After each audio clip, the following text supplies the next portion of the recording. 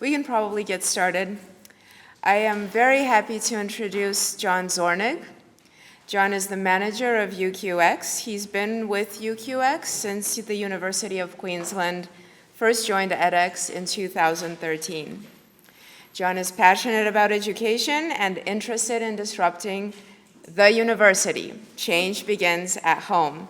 He'll be speaking about learning design for Micromasters programs. Thanks. Thanks, Olga.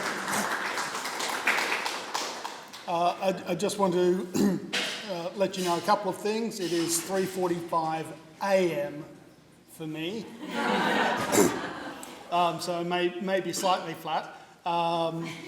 This talk, like all of my talks, is not a product of just me. It's a product of the entire UQX team, in particular Anisha, Carrie, and Wendy helped prepare the slides for this particular talk. But it's a big team. A lot of people contributed to the work that I'm going to talk about here.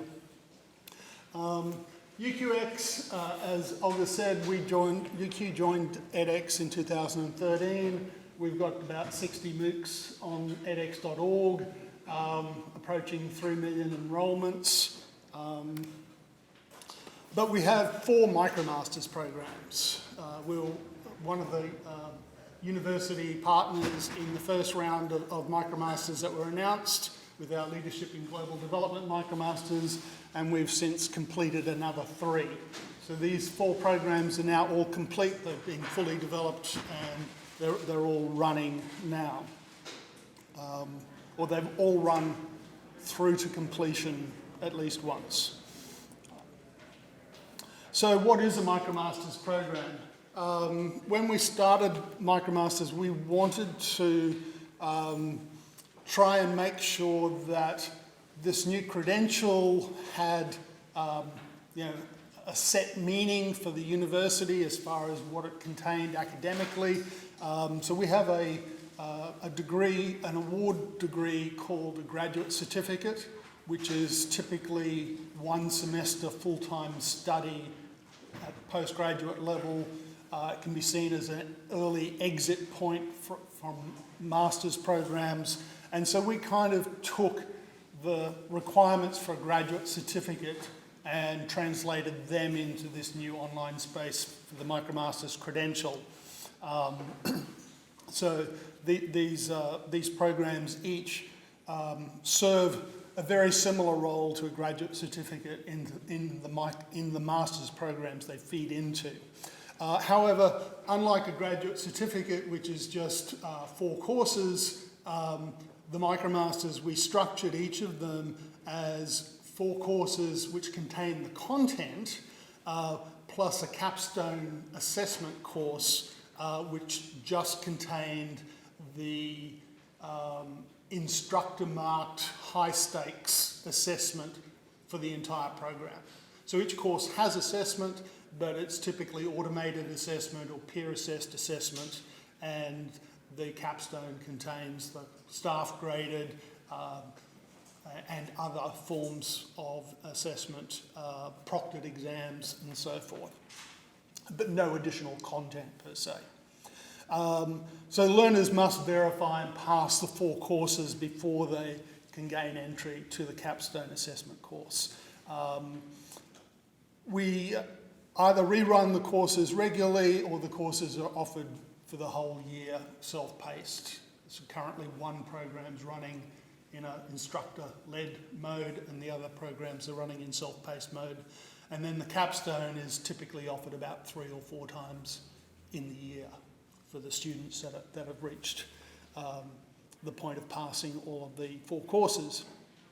And all of these Micromasters are a pathway into an on-campus master's degree. They all vary a little bit. Some of them have equivalent on-campus courses in the master's, so a student could either do the master's on campus, do these 4 courses, and then the remainder of the master's. Some of them are completely different to any of the on-campus courses, so they kind of provide a different aspect to the master's degree, and some of them are unique in that they are a requirement for the master's degree. You can't do the master's degree without the Micromasters. So there is no on-campus equivalent either for credit or for the same content. As example program is our Corporate Innovation Micromasters. So that you can see there's 4 courses there: Design Thinking and Creativity for Innovation, Idea Development, Create and Implement Innovative Ideas, Innovation from Plan to Product, and Creating and Sustaining an Innovation Culture. And then there's the Corporate Innovation Capstone Assessment. We put a lot of effort into designing all of these programs right from the very top down. So we started with what we wanted the student to have as a deliverable at the end of completing one of these programs, and work back. So very, very much top-down design goals. Give you a little bit of a taster for one of these programs.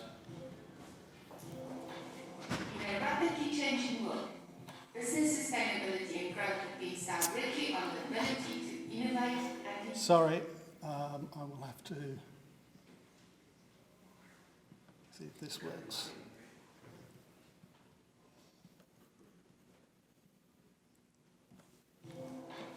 In a rapidly changing world, business sustainability and growth depends directly on the ability to innovate and evolve. And yet, fostering and managing innovation is often a challenge to organizations. In fact, research shows that while 93% of organizations believe innovation is important to drive growth, 70% struggle to articulate a clearly defined innovation strategy. I'm Louise Verena, and my team and I are excited to take you on a journey of learning how to develop, introduce, and capture value from innovation. Innovation is key to shaping organizations and helping leaders to conceive previously unimagined strategies. The University of Queensland's Micromasters program in corporate innovation will enable individuals and organizations to learn the core skills needed to encourage and support organizational innovation. Students will learn how to generate and select new ideas for development, how to guide new ideas through the innovation value chain, and how to build innovation. I won't play it all.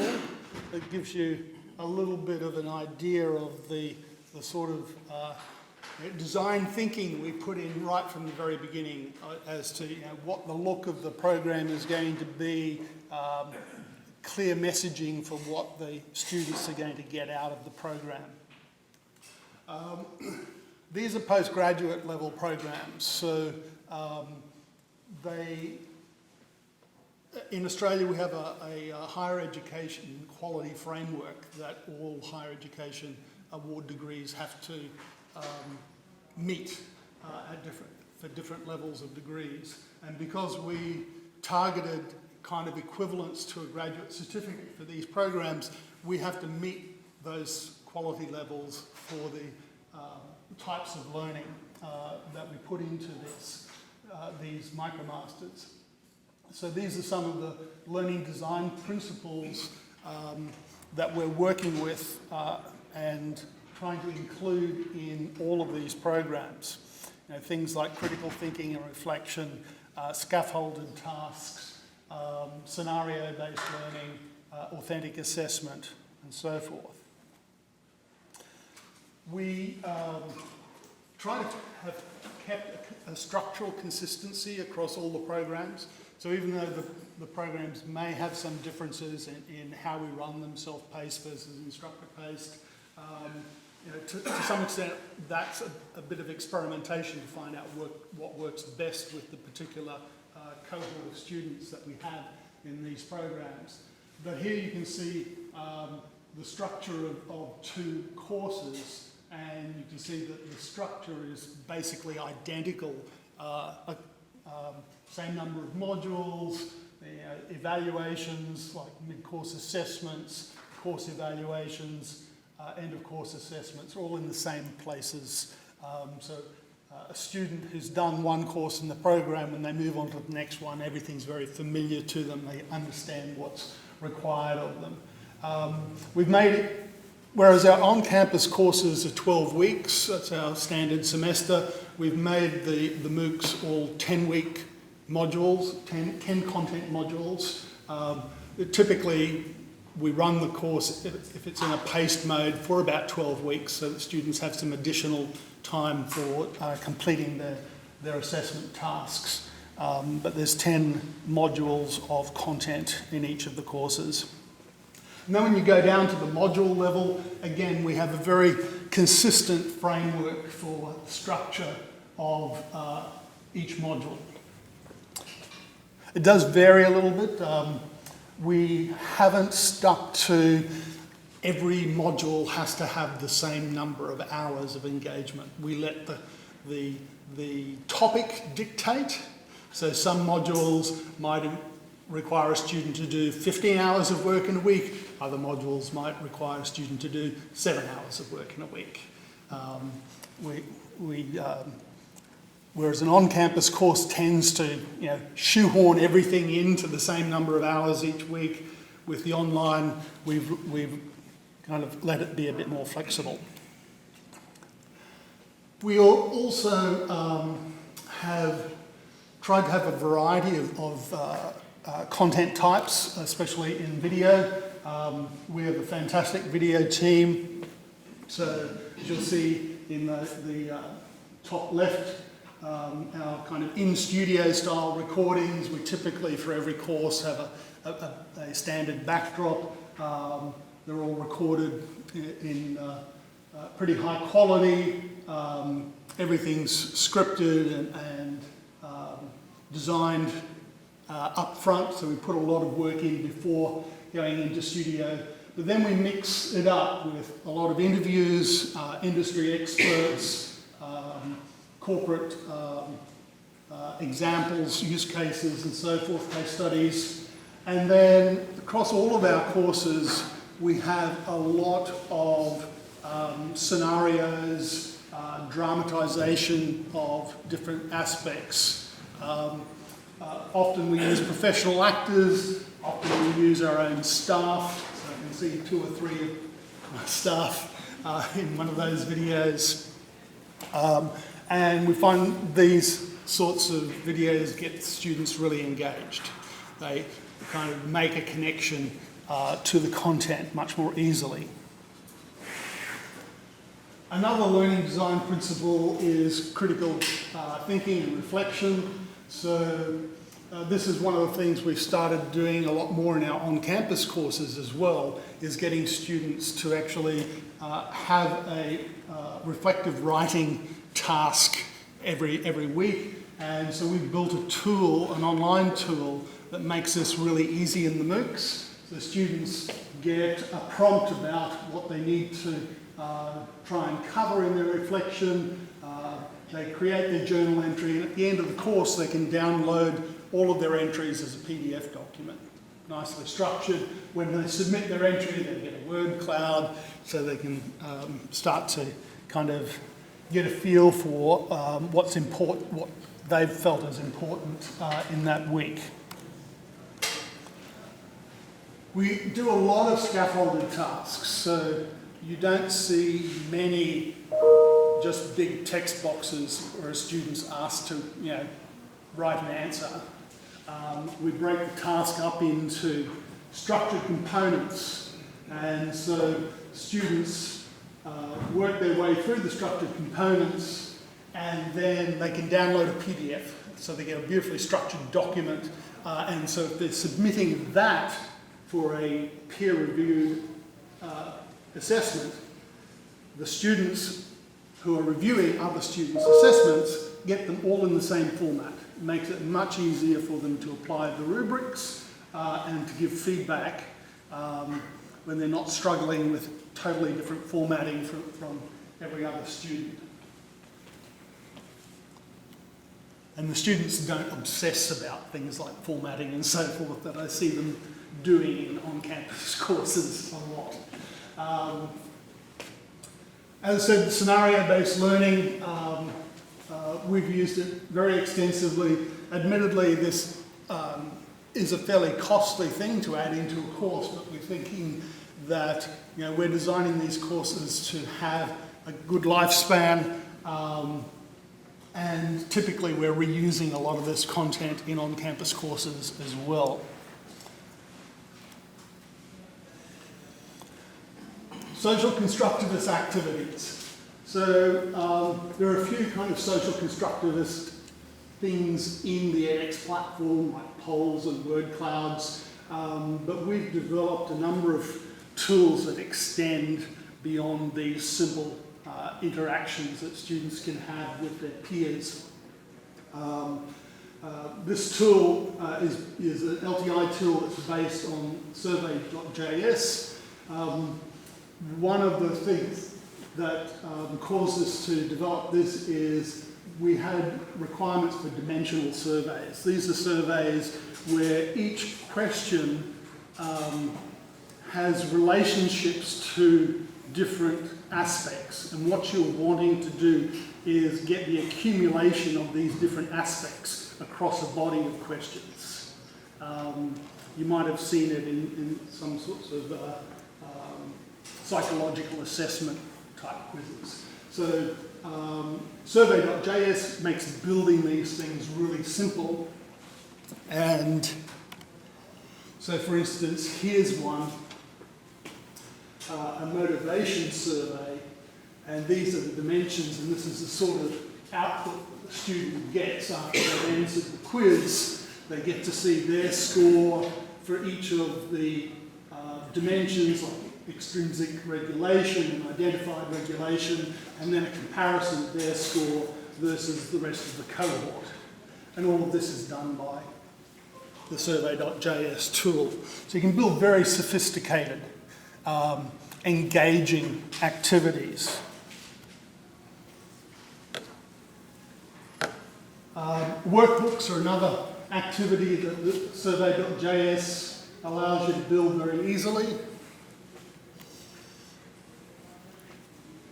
Another tool is our compare tool, and this is designed to allow you to build collaborative activities where the students are totally asynchronous. So this suits the MOOC environment where you've got students globally. They're not all in the same time zone, so you can never guarantee that there's another student doing the activity at the same time, but you want the students to interact with each other's ideas and so forth. So it's a tool that allows you to build multi-step peer and self-assessment activities. Activities where the student puts in ideas, sees other students' ideas, integrates other students' ideas with their own ideas, and builds up, a wider understanding of things. So the authoring tool lets you build a custom number of steps. You can lock steps until students submitted and moves along the process. Learners can submit, they can review their own submissions, they can review other learners' submissions, and so forth. This is a bit of a view of one activity across the top, the tabs of the different steps. You can see the steps that were locked until the student had gone through. This one was a design thinking activity. Students were basically tasked with looking at the problem of delivering IKEA furniture and coming up with ideas for a business model to cope with that. So they would, we asked them to look at it from different aspects, and so I think we had 4 different aspects, and so the tool segmented the cohort into those 4 groups. So each group had an aspect that they were looking at. They would enter their initial ideas, they would then get feedback of ideas from a random set of other students looking at the same aspect. They then did a summary, merging those ideas, and then they got to see the summaries of the other groups looking at the other aspects and put together, a total plan. So a very complex activity that you would typically run in a workshop format in a face-to-face environment, but totally enabled now in a completely asynchronous online environment.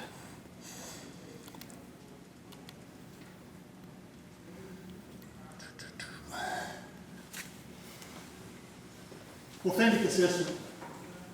So all of our courses use the edX ROA tool. Some assessment items are generated using the scaffolded tools. An example, personal development plan in BizLead. Some of these tools let you build things up across modules. So you don't have, the activity isn't confined to one spot in the course. It can be in multiple places, students developing it as the course goes on. A little bit like the reflective journal, except they're not doing the same thing at each point. They're doing something different that builds on the previous point. In our capstone assessments, we have a proctored exam, which is a fairly standard sort of thing. We have typically a large written assignment, essay or report. We use Turnitin as an LTI tool. We have an on-campus license for that for our LMS. So we've integrated it with edX for our capstone assessments. It provides a similarity report for the students. We use the feedback studio to mark the student submissions. One technical note, you have to ask edX to release the username and email in the LTI to integrate this sort of tool.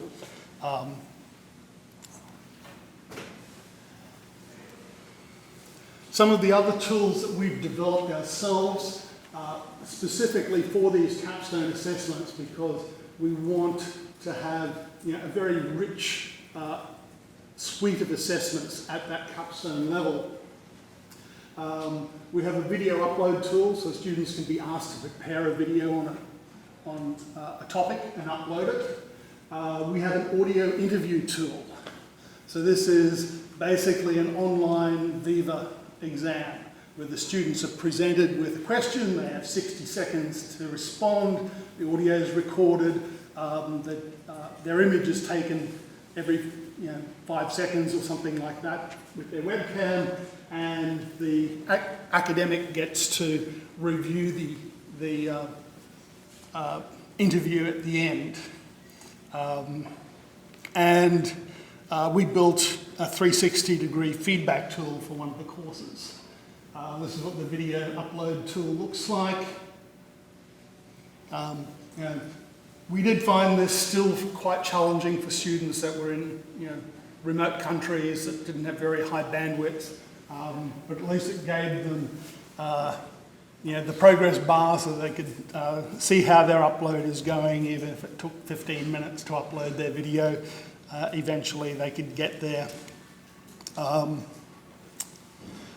The audio interview tool, as I said, 60 seconds to answer each question.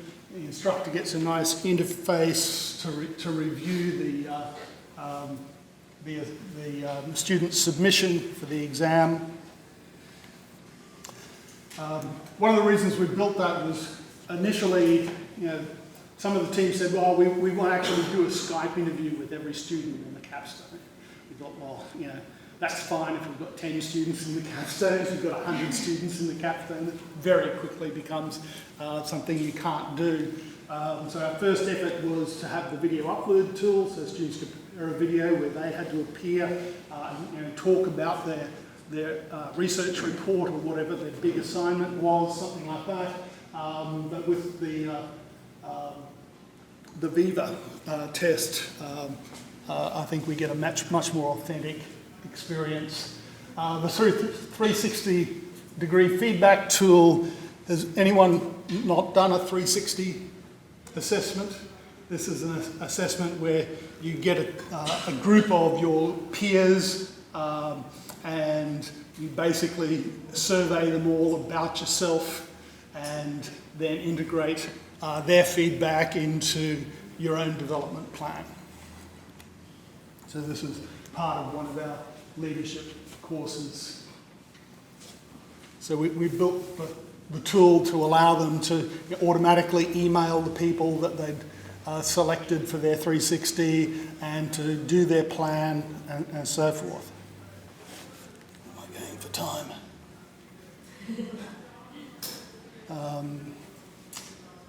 Yeah, so that was a self-assessment stage. They get their results.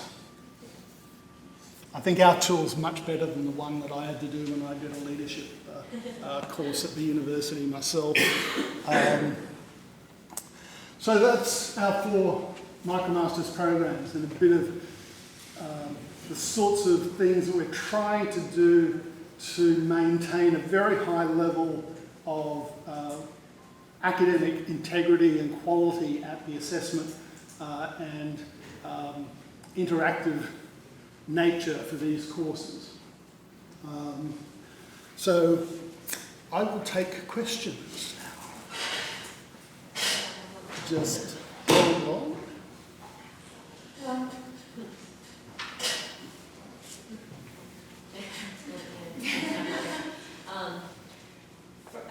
As you were going through, this was all really cool.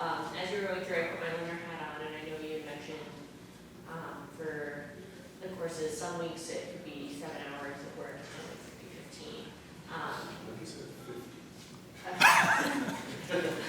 I'm sure some students could put 50 hours in. And so I was wondering if, like, for courses that have deadlines and things, is there a way that you are like letting the students know kind of that variation in time commitment so that they can, budget? Yeah, so typically where there's a fairly intensive piece of work, especially if it requires a peer assessment step or an integration of other students' ideas, you do need to give students time. So typically they'll be assigned it in 1 week and it's not due for another week or 2, or it's at one of the periods where there's the gap week in the course. So typically we'll have a gap week for the mid-semester exam and so forth. Thank you. That was for Hannah from edX. May I ask that you introduce yourself if you're willing to? Oh, sure. Lisa Stevens from the SUNY system in the University of Buffalo. I'm a newbie to edX. Now, the tools that you showed earlier were very interesting to me. Did you develop them on your own, or did you get them from the community? Our wonderful technical team have developed quite a large suite of tools. These are some of the most sophisticated ones. We release all of our tools under an MIT license on GitHub. So if you search GitHub for UQX, you'll find all of our stuff.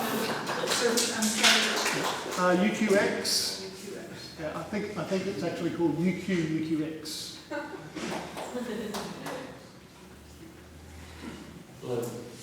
Hi, I'm San Francisco. I work at edX.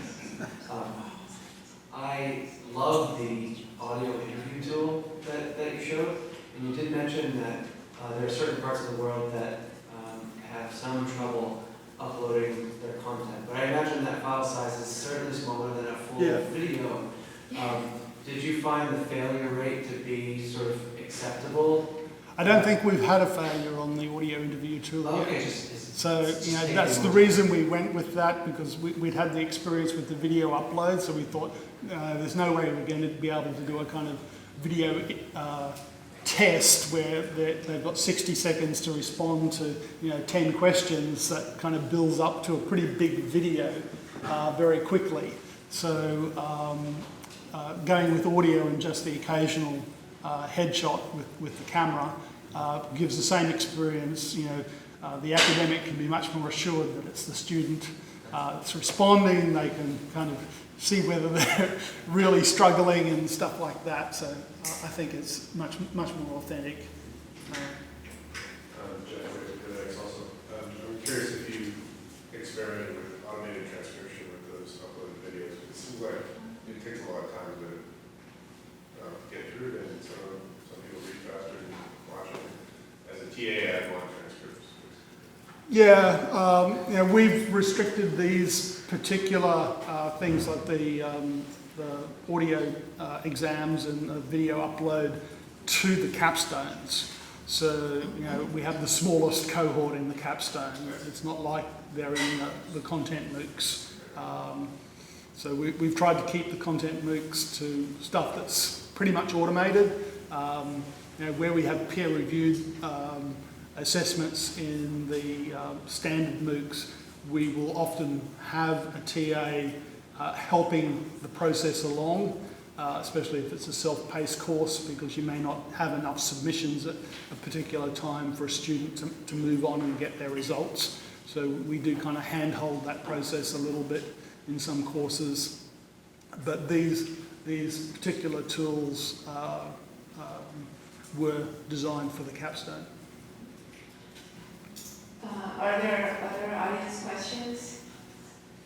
I might have to ask another question from edX, but do you want to give others a chance? I maybe went through too fast thinking I was going to be late. Everyone's just blown away. So I was wondering how you selected which tools and learning experiences to try, and how did you measure their efficacy? You know, I've been really surprised at how inventive the academics have been. So we've been really lucky with UQX in that when we set up in 2013, we had a technical team. We had a couple of developers. In fact, I led the technical team initially before taking over management of the project. I now can't code at all. I'm not very good at managing either. You know, we went from tools that we developed because we kind of saw a gap to being able to demonstrate to academics who were creating courses the sorts of things that we could do. Once we had a few tools we developed based on our own ideas, we could demonstrate what the sorts of scale of things were possible.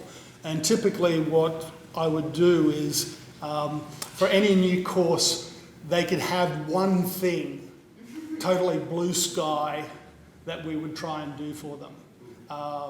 And they could have as many other things that were pretty much just building on stuff that already existed, but we would try to do something really unique to enable each course to have, you know, a bit of zing, something inventive. And the academics really kind of, once they kind of saw what was possible, they came up with some really great ideas. And as I said, some of these activities are very much like the sorts of things you would do in a workshop. So in an active, on-campus, you know, higher, postgraduate degree or an executive education sort of course where you have a small cohort of students in a room and you want them to have, you know, a real experience that they will remember, you get them to do some complex activity like this. And translating that into the online space for these courses, I think really gives our courses you know, a unique aspect that you don't often see. I'm curious what your TA ratio is. Typically we just have a single TA for each course. So we don't have massive programs like supply chain management yet. So, you know, I dare say we'll have to scale eventually as these courses, you know, get larger numbers. But when we're looking at the number of really engaged students that are actually after the certificate, the numbers aren't yet at an unmanageable level. So we're able to go with a single TA, and often it's the one person across the program. So they might actually be TAing the 4 courses throughout the year, running self-paced. And then the academic or a couple of the academics will be involved with the capstone for the grading. So in each Micromasters program, we would have, every course has its own lead. So we have 14 course leads, so 4 unique academics. But most of these courses are a team effort, so some of these courses might feature 4 or 5 academics across the course, each teaching 1 or 2 modules. So we have a pool of academics to draw upon when we need them for things like grading and so forth. To date, I don't think there's,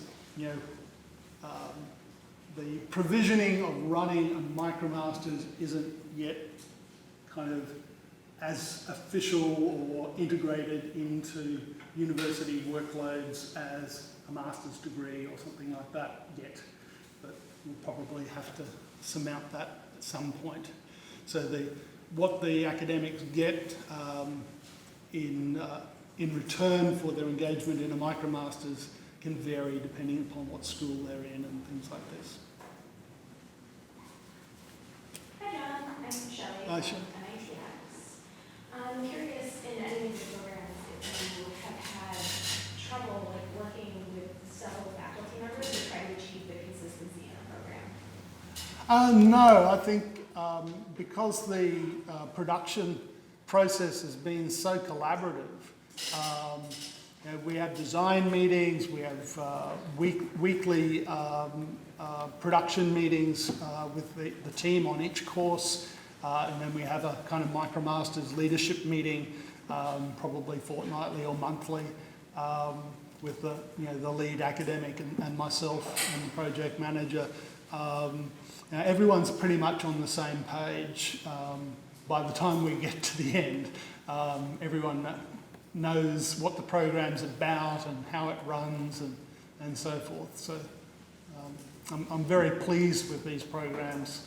As you'll see in my next talk tomorrow, I talk about some of the benefits to the institution of this entire activity since 2013. There are a lot, other than the fact that we have these wonderful programs, there are a lot of side benefits to producing these things.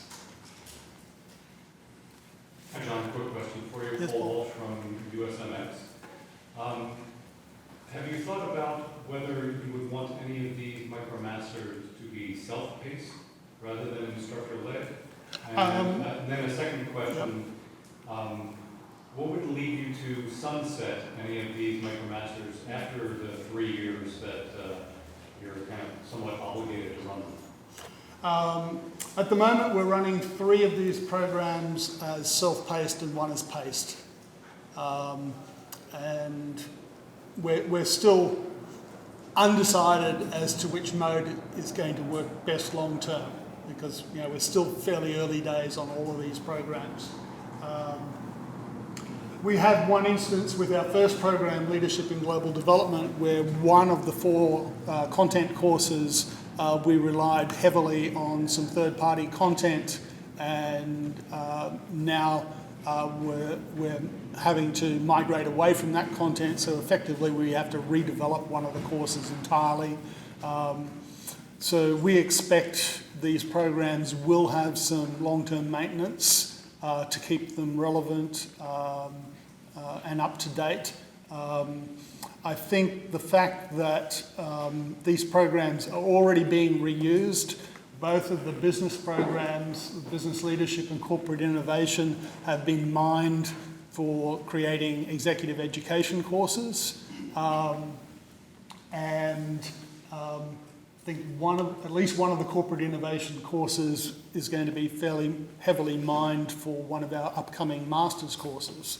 So a lot of this content is reusable in other areas as well. So if you have content being used in multiple places, it really does start to cover the cost of production and the cost of upkeep, I think.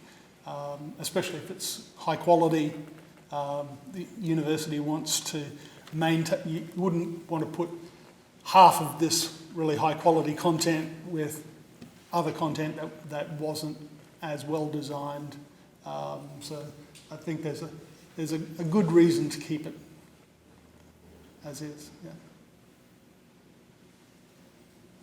Just to ask there, the self-paced programs, are the courses in those programs also self-paced? So the set of 4 courses is self-paced, and the capstones are then run at regular intervals. So the capstones always, run at a particular time, and typically students have a set number of weeks to do the written assessments, and then there's a day or a 2-day period where the proctored exam is available. So they have a short window of time in which to do the proctored exam, that sort of thing. So typically there would be maybe 3 weeks, maybe 4 weeks for the entire capstone to run.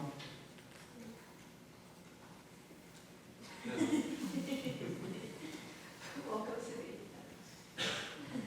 to the Hi, you mentioned one of the programs was instructor-based throughout, right? Yeah, so I think each course is being offered 3 times in the year. Now, was the decision to make it instructor-based sort of leaning on the faculty's decision, or were there some other items like within the course and the curriculum itself that made more sense? I try and leave it to the faculty to make these decisions. I try to just be an advisor on the side, a little whisper in the ear, and try and give them as much info to make their decision as I can, but I don't dictate. One of the programs is even considering getting away from the capstone and reintegrating the more complex assessment into each of the courses. We may or may not do that because there'll be a big transition cost as we transition from the capstone to the non-capstone. So I don't know if that will happen. But this is a brand new credential type.